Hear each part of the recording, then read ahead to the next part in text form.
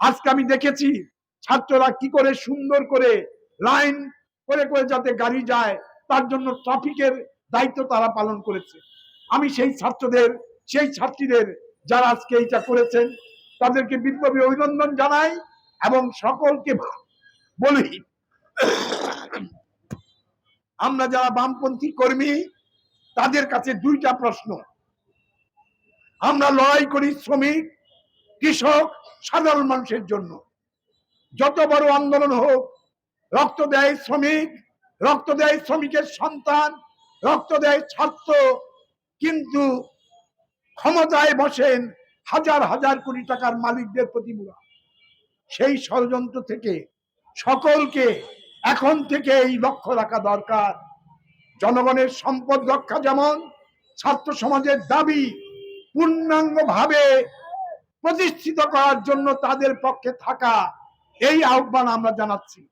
বাংলাদেশের communist party এবং বাসদের পক্ষ থেকে আমরা আজকে গণতান্ত্রিক এই জোটের পক্ষ থেকে সকল ভাই এবং বোনের কাছে উদাত্ত আহ্বান জানাতে চাই। আমরা এই আন্দোলনের দেশের অনেক রাজনৈতিক দল তার বিভিন্ন অবস্থান থেকে তারা এখানে অবদান রেখেছেন। কারোর অবদানকে আমরা অস্বীকার করি না, কিন্তু মাথায় রাখতে হবে সকলকে এক জায়গায় করা। আজকে জেলা প্রশাসক করেছেন সকলকে, সেখানেও বলা হয়েছে যে করেই হোক এই সম্পদ, মানুষের সম্পদ রক্ষা করার জন্য আমাদের বিপ্লবী দায়িত্ব পালন করতে হবে। সেই ক্ষেত্রে সকল ভাই এবং বোনদের বলছি, কমিউনিস্ট পার্টি এবং বাসদের প্রত্যেকটি কমরেডের কাছে অনুরোধ করে বলতে চাই, আমরা মেহনতি মানুষের জন্য পরিশ্রম করি, দেশের জন্য পরিশ্রম করি।